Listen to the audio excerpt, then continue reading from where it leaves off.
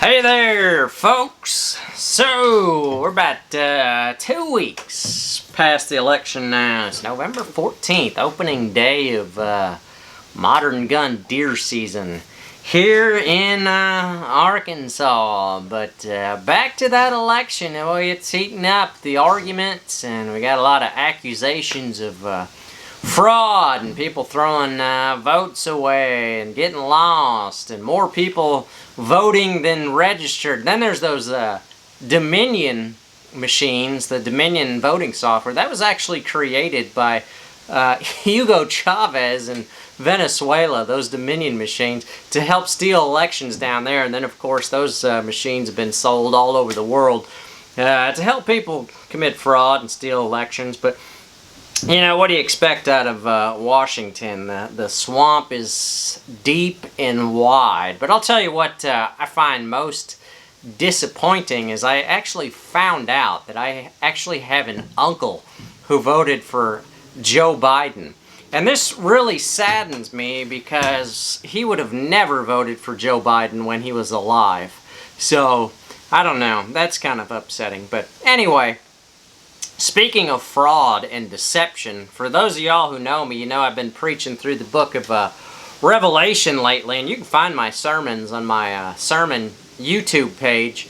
Just look at Travis Thompson's sermons at YouTube. Anyway, last week I was talking about the Antichrist in chapter 13. Tomorrow I'm going to be talking about the false prophet. But you know, it's amazing how much deception there is out there already, and at an all-time high. A lot of people picture the Antichrist, and when he comes to power, like everything is going to change, and it's going to have to change, you know, real fast. I think it'll be a pretty easy transition of power. I think all he'll just have to do is step onto the scene, and people will be ready for it. People are being conditioned for it right now. I mean, nobody knows what to believe anymore.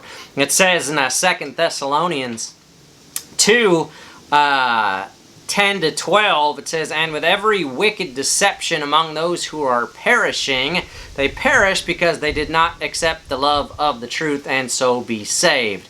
And for this reason, God sends them a strong delusion so that they will believe the lie, so that all will be condemned, those who did not believe the truth but delighted in unrighteousness."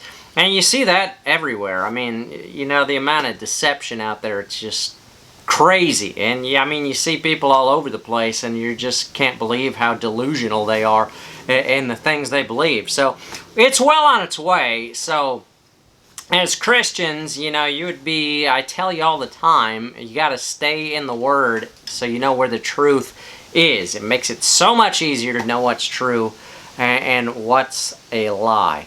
So you got to stay in the Word so you don't go with the flow of delusion. And, you know, if the election didn't turn out how you wanted it to, well, you can't really find America in end times Bible prophecy. So, I don't know.